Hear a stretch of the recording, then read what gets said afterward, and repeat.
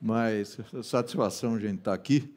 E eu comentava com o Dr. Roque que a cada minuto, né, a gente muda, pode mudar uma palestra, né? A minha foi produzida, elaborada há 15 dias atrás. Há 2 dias atrás eu já mexi nela. Hoje eu mexeria outra vez, mas não deu tempo, porque já estava na mão deles ali, considerando o que eu ouvi e o que acabei de ler nos últimos 15, 20 minutos, né? É muito dinâmico, né? Inclusive, eu quero fazer uma brincadeira com vocês, acho que vale a pena. Fechem os olhos e apontem para o norte. Por favor. Tá, agora continuem apontando e abram os olhos e olhem o que está acontecendo, né? Eu, de fato, só sei que o norte aponta para lá porque eu tenho uma bússola aqui que me mostrou isso. Então, vocês vejam, né, que tem detalhes que, às vezes, cada um apontou para um lado, né? Eu acho que ninguém apontou para aquela direção, né? Realmente, a gente está tão imerso em tantas notícias e tantos problemas do dia a dia que a gente acaba não focando, né? Ou, pelo menos, né, essa visão da onde a gente está indo, né, o que a gente quer. Eu assim, geralmente eu sou taxado como pessimista, e fazendo aqui, óbvio, copiando, né, o que tantos outros já disseram, né, eu talvez seja um sujeito realista, bem informado, né? Eu trabalho com informações, com dados. Eu tenho um conjunto aqui de mais de 60 slides, que evidentemente não serão apresentados, parte deles sim, e que estarão à disposição de vocês. Então, tudo que eu falar tem fonte, né? Se essa fonte é fake news ou tal, depois cada um vai poder, né, ranquear. Mas tudo isso não é opinião particular, é aquilo que eu vejo no dia a dia. Como ele antecipou, né, eu estou imerso, mergulhado dentro da maior federação industrial do Brasil, que é a Fiesp, né?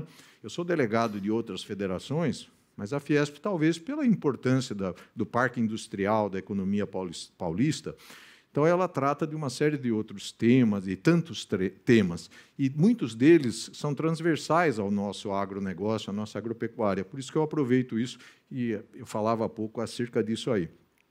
Então, eu participo lá, eu sou diretor do Departamento de Relações Exteriores e também conselheiro lá, né, membro do Conselho Superior do Agronegócio.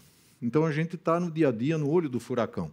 E na prática, né, porque o que chega no colo da gente, seja ali, seja no Sindicações, ou na própria BPA, onde eu também sou conselheiro fiscal e presidente da Câmara Temática de Sustentabilidade e Bem-Estar Animal, é o que está acontecendo no dia a dia. Então, é uma casca de banana na frente da outra. Então, eu não queria aqui decepcioná-los, né, ou só sair daqui pessimista, mas é a realidade, né? Então, eu até fiz aqui algumas observações, né, que nós estamos preocupados aí com o dia a dia. Olhando para o futuro, né? Eu não sei se estão acompanhando, né? Tem um meteoro aí que tem uma órbita que pode colidir com o nosso planeta Terra em 2034, se não me engano, e a chance dele colidir aqui aumentou, de 1% para 2%, ou seja, dobrou, né? E ela pode mudar, conforme os astrônomos dizem, aí por isso que eles estão monitorando, tanto o sistema americano quanto o europeu, que essa órbita dele, né, como é que pode acontecer. Olha, 2% de chance é 1 para 50. Né? Ontem eu joguei na Mega Sena, que corre hoje. Fiz uma aposta única, de 6 dezenas. Né? A chance de eu ganhar é de 1 para 50 milhões. Então, a chance do cometa bater na Terra, né, é 1 milhão de vezes maior do que eu ganhar na Mega Sena. Né? Mas, enfim, eu não tenho tempo para ficar preocupado com aquilo, porque eu tenho tanta coisa para resolver. Né? E aí a gente começa... É aí que eu tenho que ir para lá? Ah, ok. Né?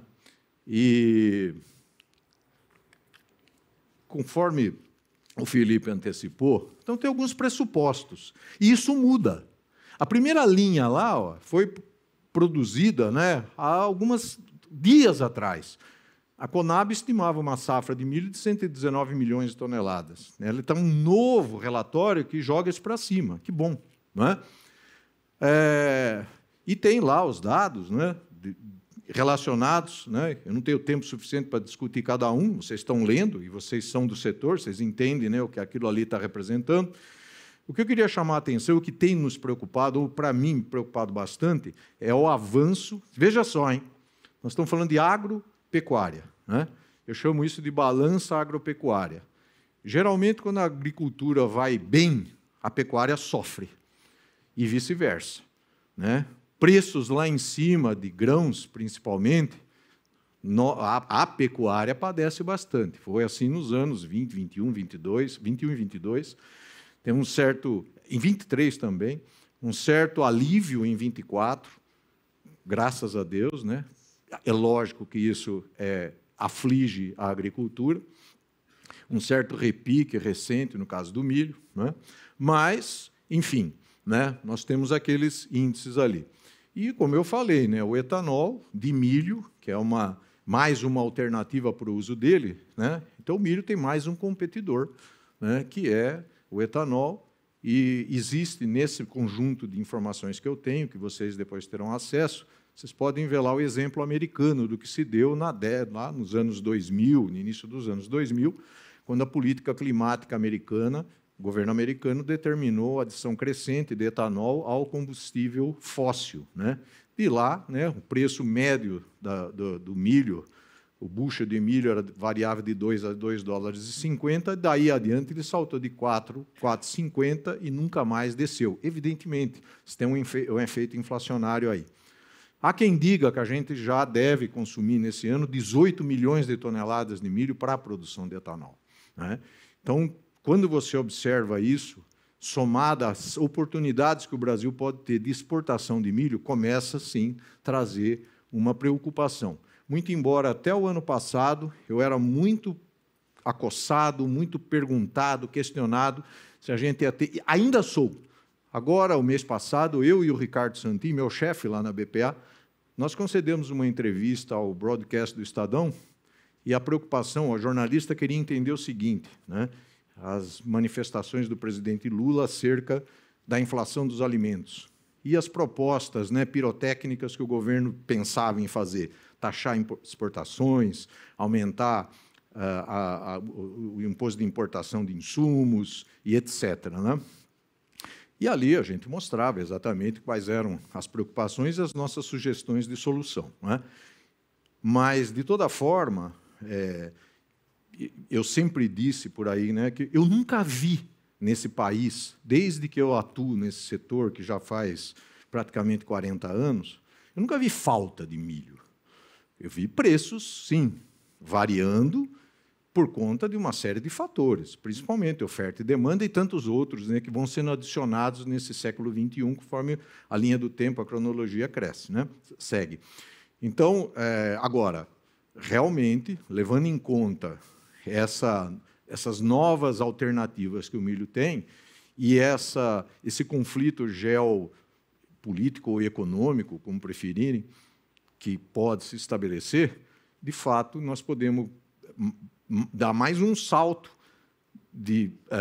alternativo para o mundo comprar o nosso produto, já que pode haver, falando da China, problemas, né, com um grande parceiro comercial, se eu posso chamar assim, americano, a gente ter alguma situação aí de desconforto. Mas, enfim, então, milho, soja está ali também, uma situação bem mais tranquila, eu diria, sob o ponto de vista de abastecimento, estoques globais de passagem.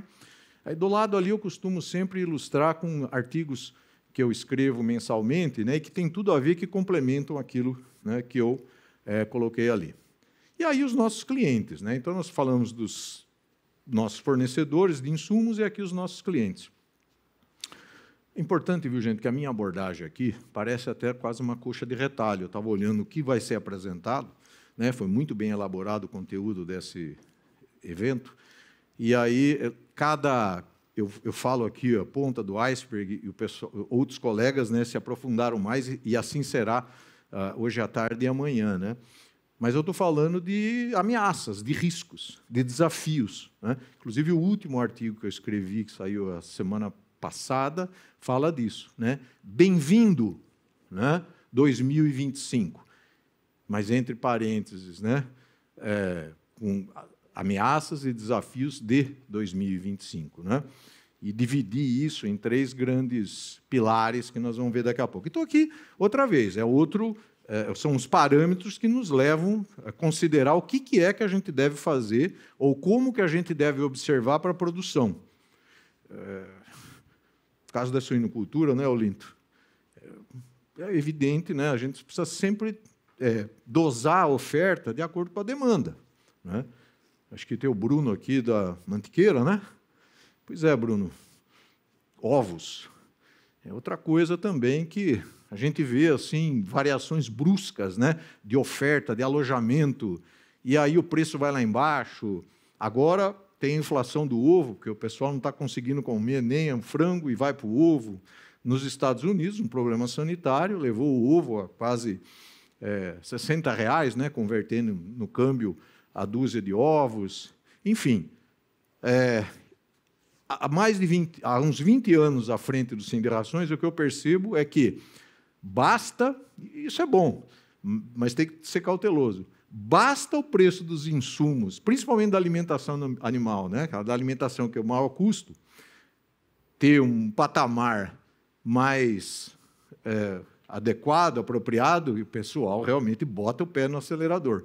Isso é bom para um país que precisa alimentar tanta gente e exportar, né? No entanto, se você tem esse desequilíbrio de oferta e de demanda, evidentemente que o preço vai lá embaixo, né? Não vou entrar na discussão aqui do varejo, né? Ou quem é que está ganhando dinheiro. Tem gente muito mais competente do que eu, que acompanha isso aí e percebe, né, que, naturalmente, o produtor sempre é o que menos ganha, né? As margens elas vão se somando lá no final da cadeia, e o consumidor é que paga. E bovinocultura de corte de leite, né, como eu falei para vocês, tem coisas, né, que eu preparei e que são muito dinâmicas, então os números vão se alterando, né? Mas, basicamente, né, o que o Felipe antecipou, né, que um cenário que a gente tem. O que me causou um pouco de surpresa esses dias, eu acho que foi uma falha de comunicação da mídia, eu até comentava com ele ontem à noite, é que a semana passada nós estivemos recebendo lá na Fiesp o presidente do Banco Central, né, o Galípolo esteve lá, e ele comentava, né, que via um cenário mais positivo nesse ano, voltado à questão da inflação dos alimentos, e um certo arrefecimento disso, porque a gente entraria, então, num ciclo pecuário.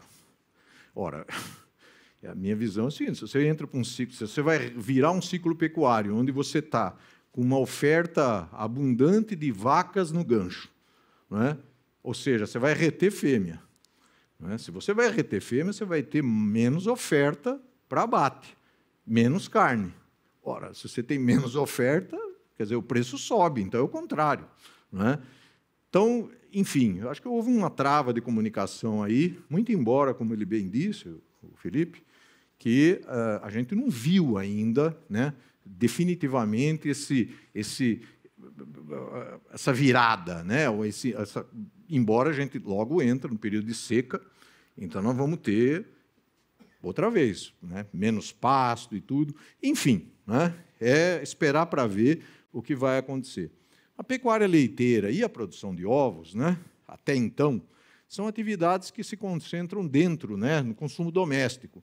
Então, são atividades que não são blindadas, a exemplo da suinocultura e da avicultura de corte, que tem, né, o mundo, né, à frente, a exportação, uma receita cambial, uma receita em dólares, que alivia, né, os custos de uma desvalorização, né, como a gente tem da nossa moeda, que é diferente, como eu falei, da pecuária leiteira e a avicultura. A pecuária leiteira vem sofrendo já há algum tempo por conta das importações, né, recordes que se dão de leite em pó dos nossos Los Hermanos aqui, e que, infelizmente, as medidas que estão sendo tomadas pelo governo não são as mais apropriadas.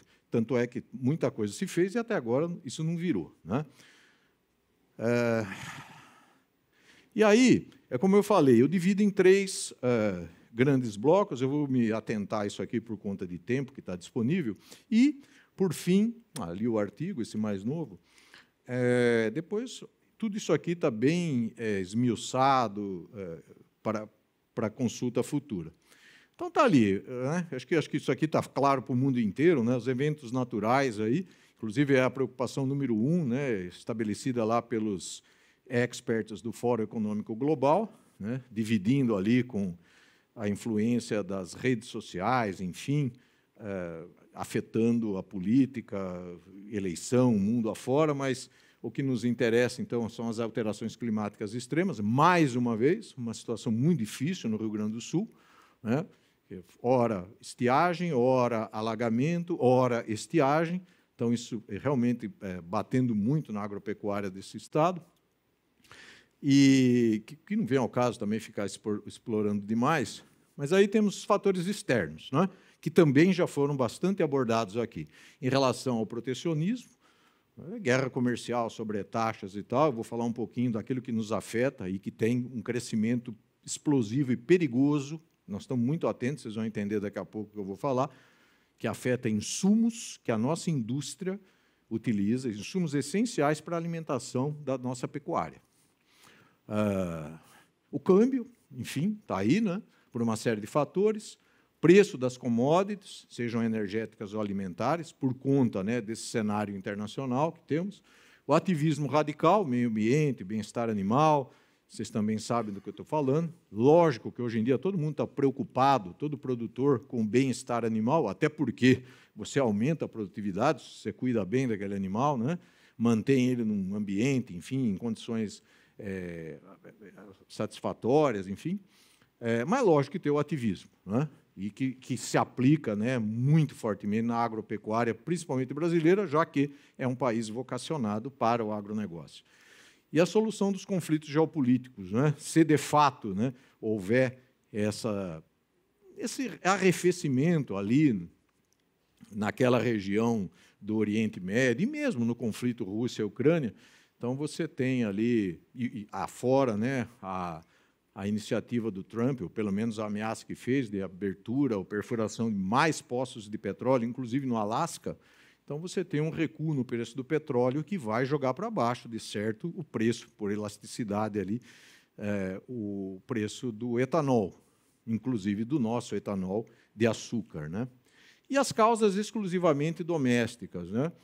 Então, a eficácia da nossa biosseguridade, eu tenho certeza absoluta que quem atua aqui, trabalha com avicultura, está muito atento. Ontem, hoje cedo, o Ariel me passou... O Ariel é o presidente da Fundação de Apoio de Ciência e Tecnologia Animal, e eu sou membro do Conselho Curador lá também. O Ariel é uma figura emblemática, né, da nossa avicultura, o professor Ariel. Ele passou mais uma mensagem para nós aí há pouco, né? Mais casos agora, outro caso de influenza aviária na Argentina em plantel comercial. Está aqui vizinho, né?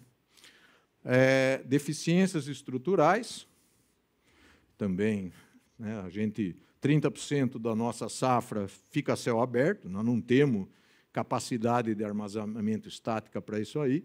Isso vai se agravando, é uma boca de jacaré. Cada ano que passa, a nossa agricultura soma mais um recorde e não se acompanha o investimento na construção de galpões, de silos e tal. Isso é um problema, inclusive para o agricultor, porque ele não tem margem, né, de armazenar, então ele não tem margem para negociar, ele tem que pôr fora, senão ele perde, infelizmente. Déficit fiscal, está na cara também, já foi muito explorado pelo Felipe. A inflação, a taxa de juros, está tudo ligado. E a tempestade de regras, né? Então, que é algo que o nosso dia a dia lá na nossa entidade, né? Todo dia aparece uma novidade desagradável, uma surpresa desagradável.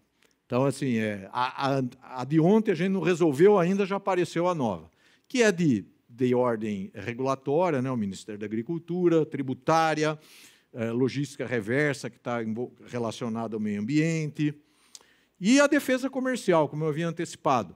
Então, elevação de alíquota de imposto de importação de insumos essenciais, né? Tem uma série de aditivos, né?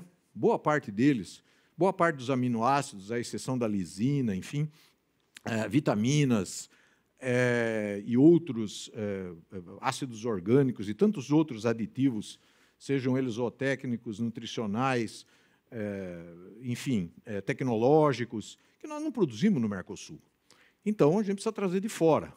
No entanto, né, tem uma iniciativa aqui, ali e tal, de pedido de elevação de alíquota. O ano passado nós tivemos isso aí. A SESEX acatou o pedido de uma empresa e elevou a tarifa de importação de triptofano, de treonina, que são aminoácidos utilizados na alimentação animal. E agora nós estamos passando um processo também muito grave, né, de consequências desastrosas, que é uma investigação antidumping de lisina fornecida pela China, que pode resultar numa sobretaxa, num sobrepreço da ordem de 85%. É quase dobrar o preço dela. E é um aminoácido limitante, né, que a gente precisa e tal. Evidente que quem está fazendo essa solicitação se calca nas regras. Existe lei para isso. Né? São as leis de defesa do Parque Industrial Nacional, defesa comercial. Então, é uma empresa que produz e, lógico, aí tem que ser avaliado. Então, o governo, as autoridades têm que avaliar se ela é capaz de atender a demanda, né, que existe. Mas, no caso de dumping, a situação é outra. Aí é um crime, é uma infração, né, reconhecida pela Organização Mundial do Comércio, o Brasil é signatário. Então, lógico, isso, se é um preço artificial, ele tem que ser corrigido. E se o mercado estava habituado àquele preço, lamento, ele será reajustado e o mercado vai ter que se ajustar. Tá? E aí, enfim, né, como eu falei rapidamente, então vou ilustrando, né? Eu achei bacana essa ilustração.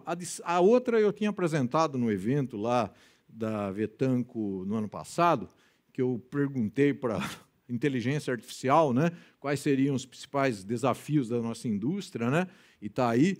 E aí aquela piadinha recente eu achei muito legal, né? Você vê lá a professora falando para o menininho, né, falou assim, puxa vida, né, daqui a alguns anos, cara, você vai resolver o problema mundial, né, porque você sabe a tabuada do 7, né? A ironia está no seguinte, a gente não vai precisar fazer mais nada, né? A inteligência artificial faz tudo, até que um bug, né? Ou falta energia e tal, aí o computador não funciona, como é que faz, né? Então, eu achei legal essa ironia que o sujeito colocou aí. E aqui, ilustrando, como eu falei, as preocupações, né, no cenário do Fórum Econômico Global. Eu comentava há pouco também, o ano retrasado, eu fui convidado a palestrar num evento do Ministério Público no Meio Ambiente, lá em Bonito, numa sala parecida com essa, onde tinha 50% eram militares, a Polícia Florestal e o Corpo de Bombeiros, e os outros 50% ONGs. Ah, não, entre as ONGs, 25% de ONGs e 25% de promotores do meio ambiente. E eu fui falar do agronegócio, né? Lógico, fiquei muito tranquilo, porque estava cheio de polícia, né? Ninguém ia me matar ou bater ali. E também alguns acadêmicos, gente muito graduada lá fora, que veio trazer palestras falando sobre a importância ali do preservar o Pantanal e tal, mas, lógico, eu apresentei com dados e fatos o que a agropecuária, o agronegócio brasileiro tem feito. Muitos disseram que eu menti, né?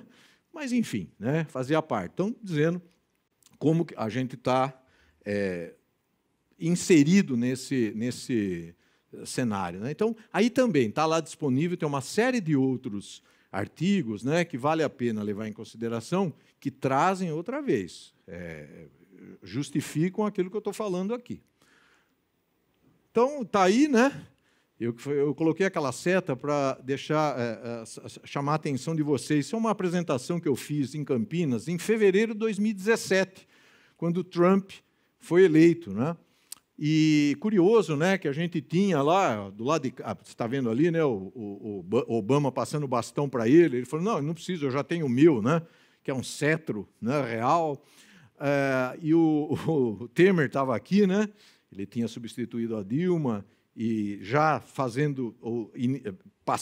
propondo uma série de reformas, né, a trabalhista se deu na época, enfim. Mas é uma comparação, né, que o Felipe também antecipou, do que a gente viu em 2017 e o que a gente está vendo hoje, né? Então, algo que eu chamo a atenção a vocês é o número de recuperações judiciais que nós estamos vendo lá. Ó.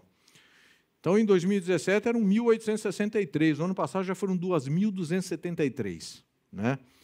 E isso realmente continua, De fato, né, a taxa de juros, né, o crédito caro e uma série de outros fatores têm levado a essa situação. E o que eu acho que pode agravar é que, ainda em 2024, que nós tivemos um crescimento mais de 3% do PIB, e isso que eu vou falar para vocês, deduzimos daquilo que o presidente do Banco Central falou semana passada, é que o ano passado, um dos motores do aquecimento econômico brasileiro foi o pagamento de precatórios, que levou a dívida pública a uma situação lá em cima, mas esse dinheiro estava disponibilizado na economia. Esse ano não tem precatório, 2025. Então, realmente, vai sumir dinheiro, né, da economia, e aí é evidente, né, que a economia, por isso que as previsões, há já grandes bancos, né, falando em não chegar nem a 2%.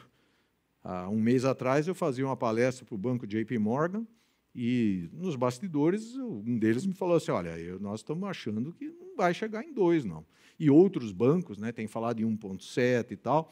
E aí, o grande alento para o nosso setor é que nós fazemos comida. Estamos nessa cadeia produtiva, né, e as pessoas precisam comer. Por isso que essa questão de conter a inflação dos alimentos é um desafio enorme de todos, não é?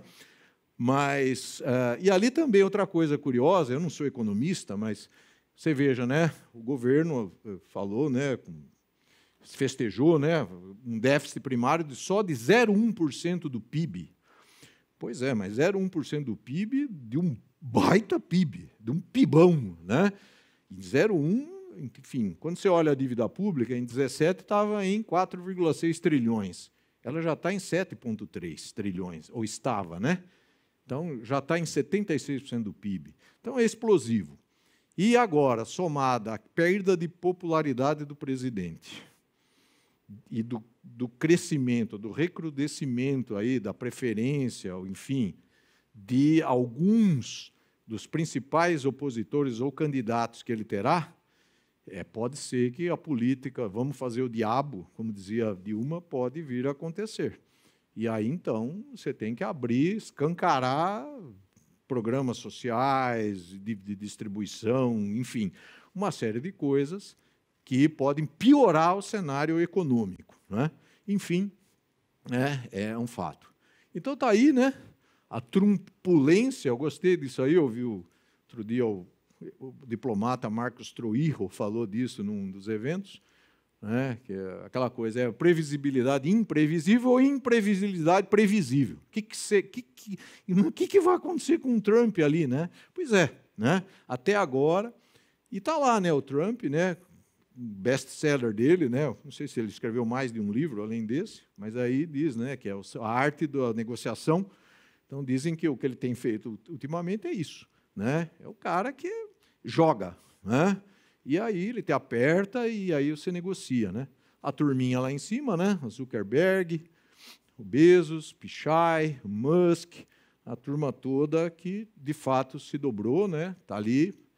E aqui, né? Mais uma vez, como eu falei, algumas coisas, eu diria, pitorescas, né? Enfim, a questão de rebatizar o Golfo do México, retomar o Canal do Panamá, muito embora muita coisa aí já surtiu efeito, né? Panamá rompeu lá com a China, enfim, relacionada à coisa, tomada da Groenlândia, emergência nacional, está aí debandado o Acordo de Paris, o OMS e tantas outras organizações lá das Nações Unidas, né? Ele tirou o pé, né, daqueles programas de diversidade no setor público, e o setor privado está acompanhando isso, né? Wall Street ontem já declarou que já não está focado na política de inserção, né, de mulheres e minorias nos conselhos, enfim. Então, de fato, uma turbulência enorme. Aí, os resultados, né, do que se deu, o que se tem se dado. E aqui, rapidamente, eu dei uma antecipada a vocês, eu achei oportuno falar, que é relacionado à questão ambiental. A gente tem feito um bom trabalho, né? De maneira geral, a agropecuária, as lideranças, né? Os representantes têm conseguido se entender e convergir, né? Para uma vocalização de um país que não é um destruidor. né? Não é um exterminador do futuro, a agropecuária brasileira, né? Que esses radicais têm, e nem só os radicais, mas a União Europeia teima, né, em criar caso conosco. Isso aqui são exemplos do que nós fizemos com a Embrapa, né? E a Embrapa convenceu, demonstrou matematicamente, né, que números, né, que a própria organização, a FAO, divulgava acerca de desmatamento, de pasto degradado, de emissão de gás efeito estufa da nossa agricultura do milho, da soja, da cana-de-açúcar, isso estava tudo supervalorizado, superdimensionado. E, depois de anos de trabalho, juntamente com a Embrapa e o setor privado, nós conseguimos convencer, inclusive, esse órgão de que o Brasil realmente faz um excelente trabalho, né? Então, isso é muito importante. Aí, né, houve o adiamento, vamos ver o que vai virar no final do ano, né, na virada, que é a política europeia do free deforestation, né? Ou seja, não compra determinados produtos de áreas onde houve desmatamento, né? O problema aí é o satélite que a União Europeia usa, que é algo que enxerga o estado de São Paulo, onde tem a sua produção de café, por exemplo. Ali eles enxergam uma área de floresta, faz décadas que ali está produzindo café, né? cana e cana-de-açúcar, e infelizmente os caras enxergam assim. A data, né, de corte, quando é que eles estabeleceram isso, enfim, né, é mais uma casca de banana que nós vamos enfrentar.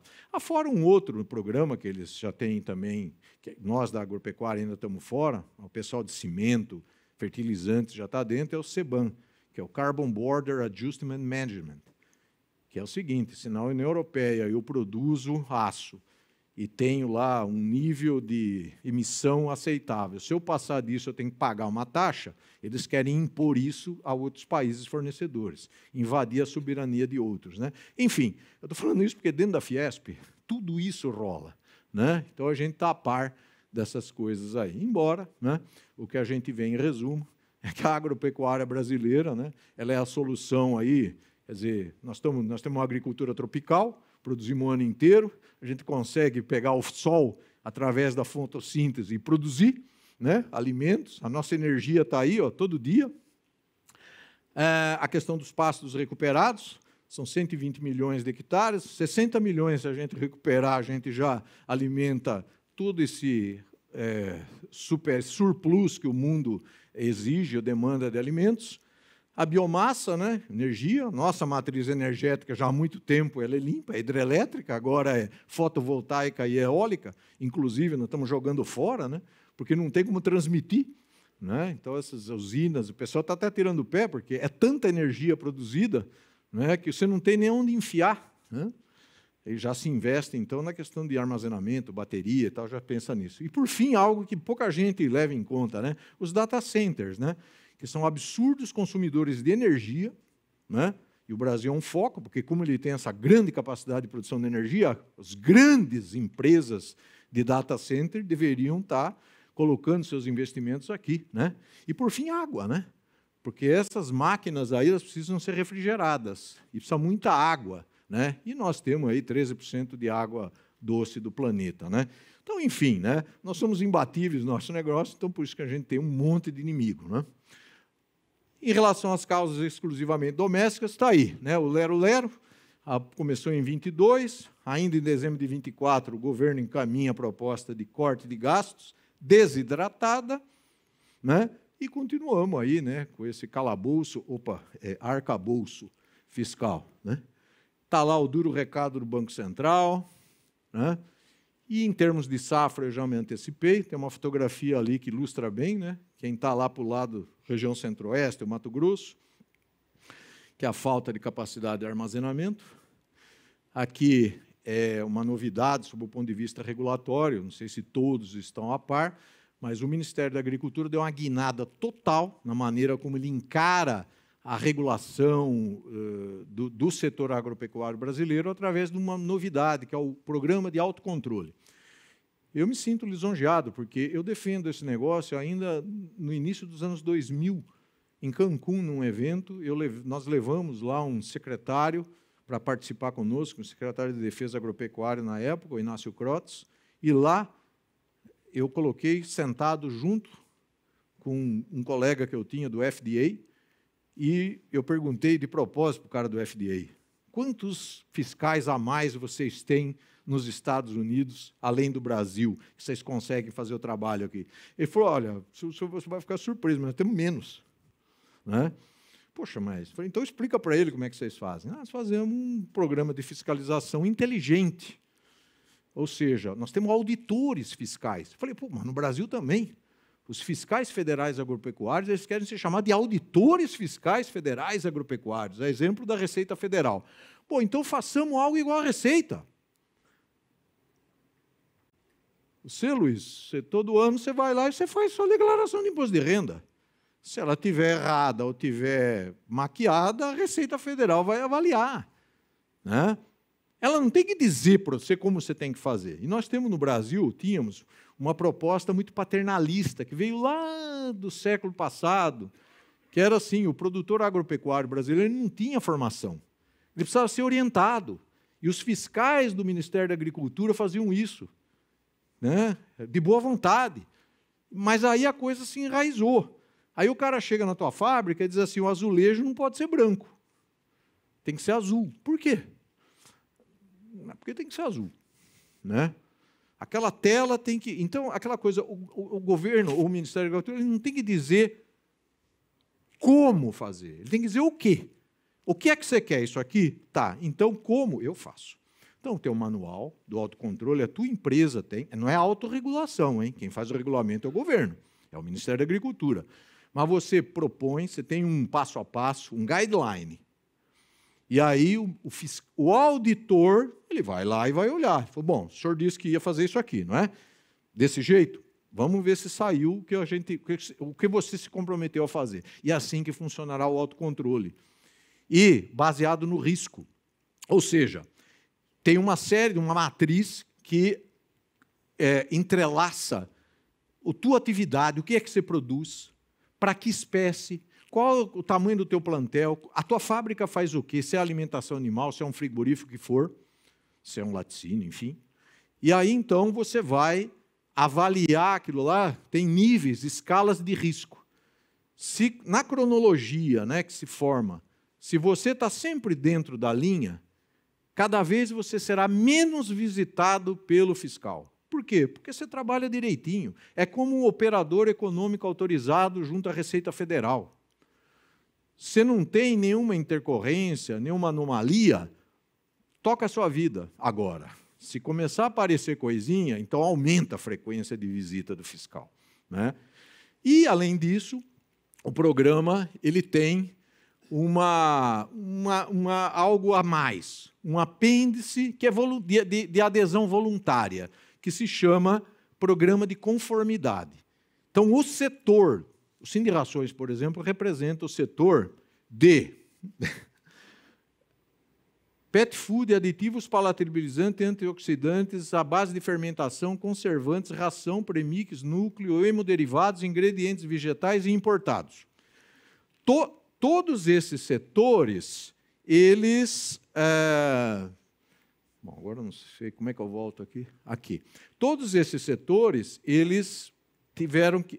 a gente é que está tratando com o Ministério da Agricultura qual vai ser o arcabouço, né? Isso, lógico, nós não fazemos isso sozinho, fazemos com 100, 150 associados que temos, inclusive conversando com os parceiros transversais, a BPA, a BCS, enfim, a CNA, a ABIEC, enfim. E vai definir, então, uma regrinha, e que é voluntária. Então, aquela história, sei lá, você faz um produto enlatado para gato que é exportado ou vendido aqui internamente. Eu falei enlatado, mas o wet é úmido, não é mais lata, agora é pouch, não é plástico, enfim. Se você concordar em disponibilizar ao Ministério da Agricultura informações acerca da produção, da temperatura de autoclavagem e tal, você já vai ganhar um bônus. Ou seja, quando você for, sei lá, exportar, o seu certificado de exportação vai sair mais rápido daquele que não quis fazer essa adesão. Você não é obrigado a fazer. Só que assim, no pain, no gain. Então, quem faz tem um ônus, tem um bônus, né? E assim será para cada setor, para a área de pecuária, de frigoríficos e tal, a mesma situação. E outros, né? Outra regulação é a reforma tributária, que recentemente, né, foi, de fato, regulamentada pelo decreto, agora no início do ano. Eu não sei o tanto que vocês estão imersos nisso. Talvez nem tanto, mas deveriam. A cada dia que a gente trata, né, ou alguém se debruça, percebe alguma coisa que merece uma atenção redobrada, né? Porque é um processo que virou de ponta cabeça o sistema tributário brasileiro. Ele simplificou, ele podia ser mais simples. Eu concordo com o Bernard Api quando ele diz, olha, a proposta era ser mais simples. No entanto, infelizmente, vocês quiseram mexer num monte de coisinha e cheguei a ver, depois eu posso até falar disso, mas eu estou dizendo o que um representante do setor de carnes disse para o Bernard Api recentemente. Ele falou, olha, foi um erro a gente ter insistido para que a alíquota zero nas carnes da cesta básica. Porque você faz conta, com essa história da alíquota zero, você acaba acumulando mais crédito, que o governo tem que devolver, pela regra. Mas ele tem prazo para devolver. Pode ser 30 dias, pode ser 60, pode ser 70 ou pode ser mais de ano, dependendo da situação da tua empresa diante da Receita Federal. Então, tem um monte de coisinha, um monte de detalhe, né, que eu me aconselho muito, viu, com um colega de vocês, que é o Fernando Zupiroli, que trabalha na JBS. O cara que me ajuda, me ensina bastante aí, um grande parceiro que eu tenho. E o Brasil acabou, né, ficando provavelmente com a maior alíquota do mundo, os 28% aí, né? Mas isso, se você fizer a conta do imposto cheio brasileiro atual, o que era, né? Enfim, é muito mais do que 28. É que ele ficava mascarado por conta dos cálculos, né? Imposto sobre imposto e tal. Mas o que eu posso antecipar a vocês é que nós vamos ter muita judicialização. Já tem uma. Né? Tem uma frente parlamentar e um grupo que já entrou com uma ação ADI no Supremo, questionando a questão do imposto seletivo para automóvel para deficiente, porque começou a separar deficiente A do deficiente B. E aí dizem que isso é inconstitucional, então o Supremo que vai resolver. Então o pessoal já está se preparando, diz que vai ter muita judicialização.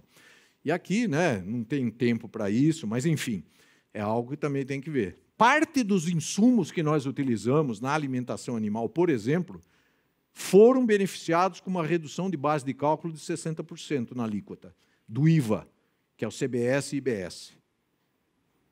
Parte não foi. A ração foi. O pré-mistura foi. Então, aí você tem um desbalanço, que vai ter acúmulo de crédito.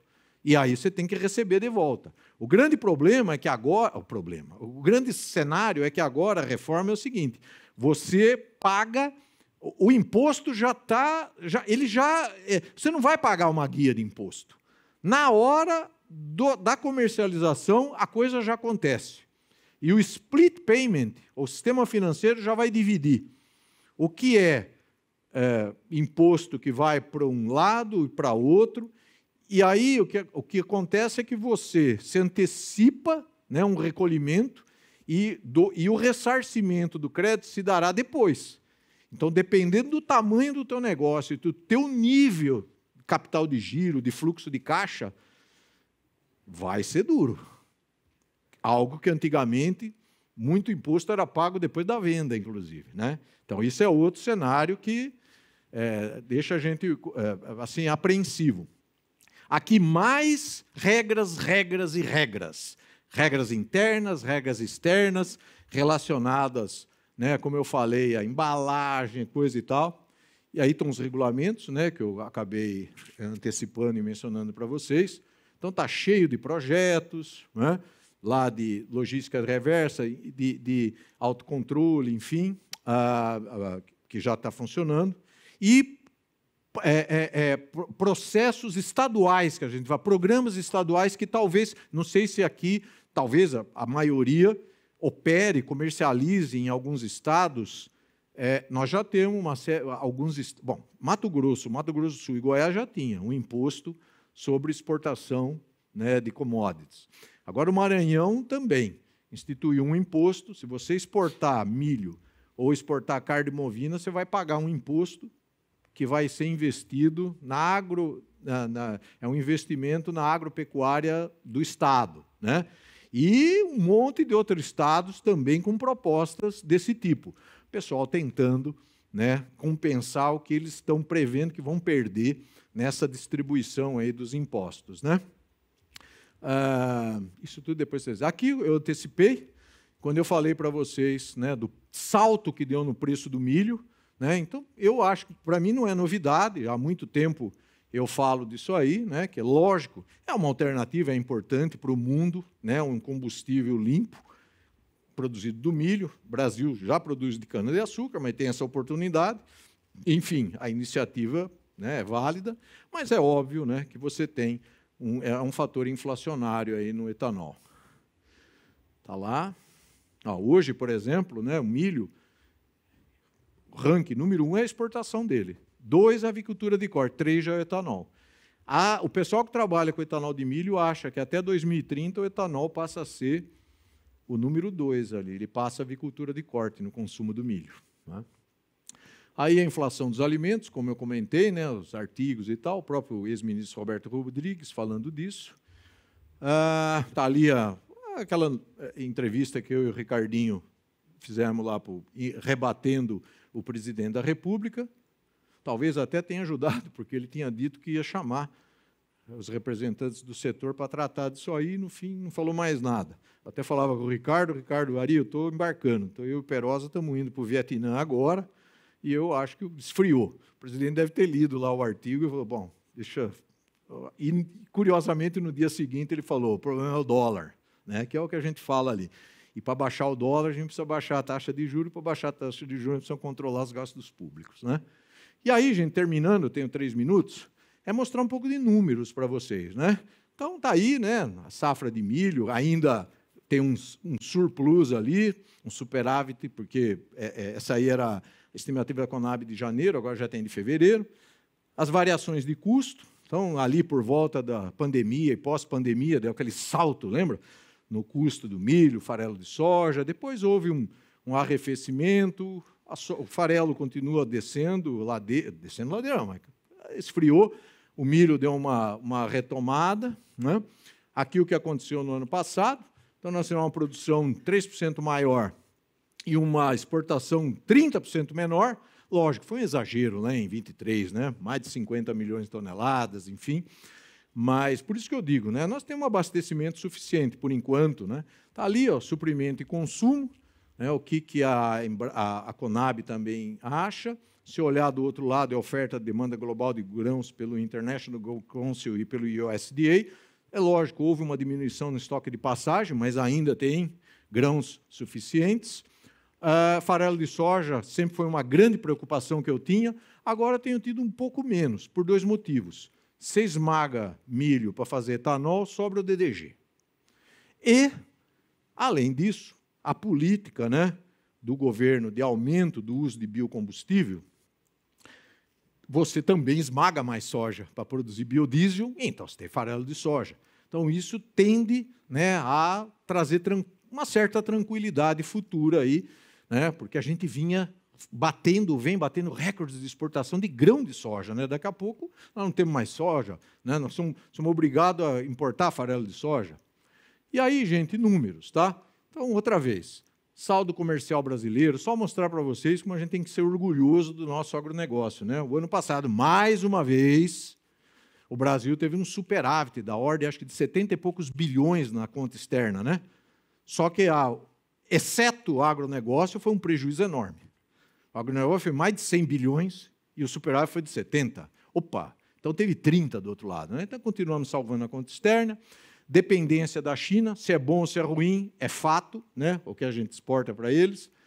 E aí, gente, também números, tá? Para vocês terem. O que o Brasil representa na América Latina, como é que está a distribuição dentro do Brasil da produção de rações. Aqui o crescimento que a gente deu ano a ano, né? A exceção de 11, e, enfim, nós continuamos crescendo, né? Atendendo a pecuária brasileira.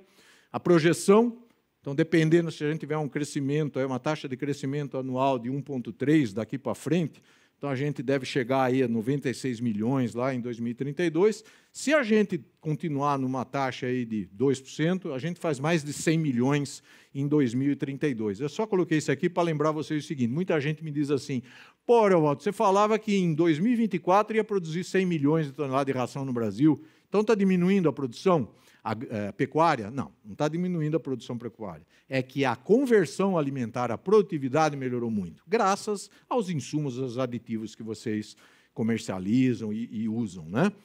E outra vez, né, gente? Terminei aqui o tempo. É só esses gráficos que mostram, né, as variações no custo da ração, do preço do frango, do suíno, algo que não vem ao caso falar aqui, vocês leem depois, aí mostrando, né, que, por conta do câmbio, o quanto que variou, né, o custo da alimentação animal na produção em reais e em dólar. Então, variou muito mais em reais, lógico, porque nossa moeda desvalorizou bastante, né? E números. O que a gente espera para 2025? Um crescimento de 3%, esse ano foi 3% também. E aqui, muita gente me pergunta, então eu trouxe. O que a gente estima de distribuição de ração por espécie animal, por estado, né, o ranking de cada um, que é algo que é só para vocês aí disponibilizarem, né? Desculpa, né, eu gostaria de ficar falando aqui horas, né? Na última reunião, o Tiago lá, que eu fiz treinamento com eles, acho que falei 3 horas, ele falou, ó, só que lá em Foz do Iguaçu você vai ter 1 hora, hein? Então, enfim, né? Mas muito obrigado e estou à disposição aí agora. Obrigado, gente. Evaldo, muito obrigado.